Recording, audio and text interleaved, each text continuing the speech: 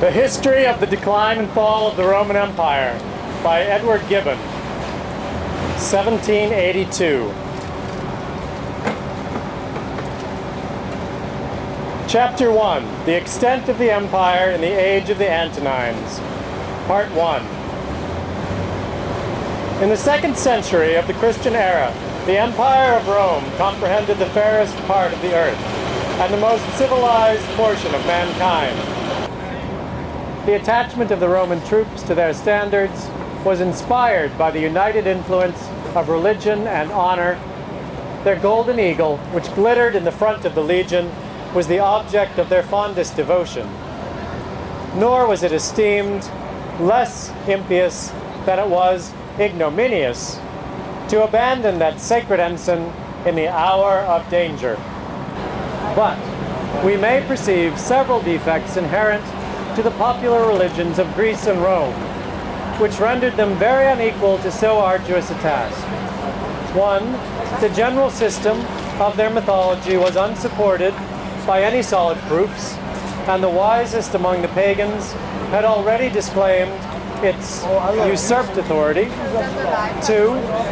The description of the infernal regions had been abandoned to the fancy of painters and of poets, who peopled them with so many phantoms and monsters, who dispensed their rewards and punishments with so little equity, that a solemn truth, the most congenial to the human heart, was opposed and disgraced by the absurd mixture of the wildest fictions. The acquisition of knowledge, the exercise of our reason or fancy, and the cheerful flow of unguarded conversation may employ the leisure of a liberal mind. Such amusements, however, were rejected with abhorrence or admitted with the utmost caution by the severity of the fathers, who despised all knowledge that was not useful to salvation, and who considered all levity of discourse as a criminal abuse of the gift of speech. For the motives of those writers who either celebrate or lament the progress of Christianity in the East, it may in general be observed that none of them have left us any grounds from whence a just estimate might be formed of the real numbers of the faithful in those provinces. One circumstance, however, has been fortunately preserved,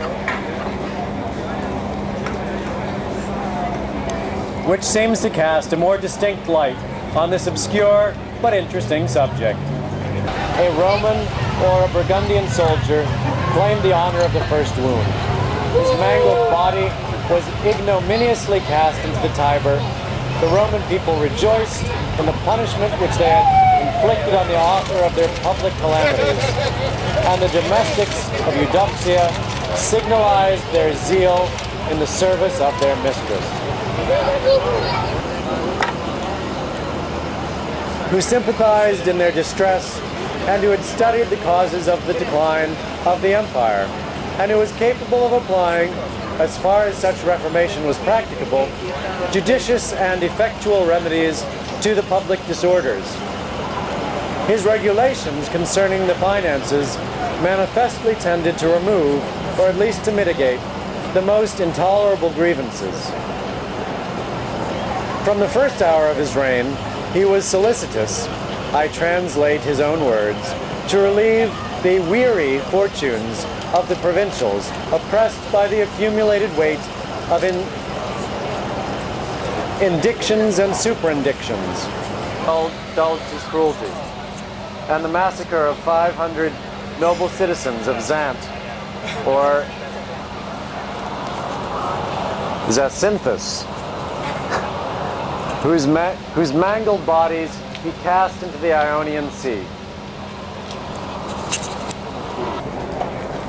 Their ambition was soon rekindled, and the design of extinguishing the Roman Empire in Spain and Gaul was conceived, and almost completed in the reign of Euric, who assassinated his brother Theodoric and displayed, with more savage temper, superior abilities, both in peace and war.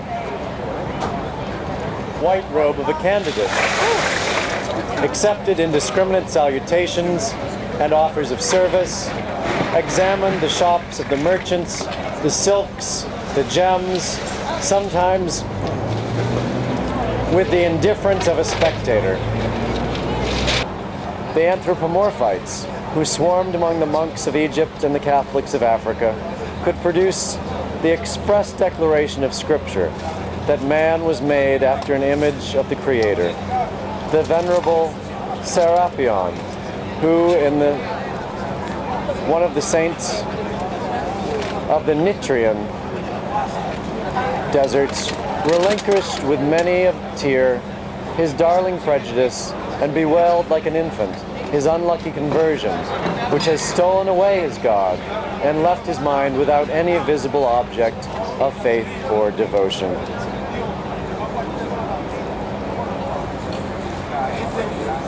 I think that's it.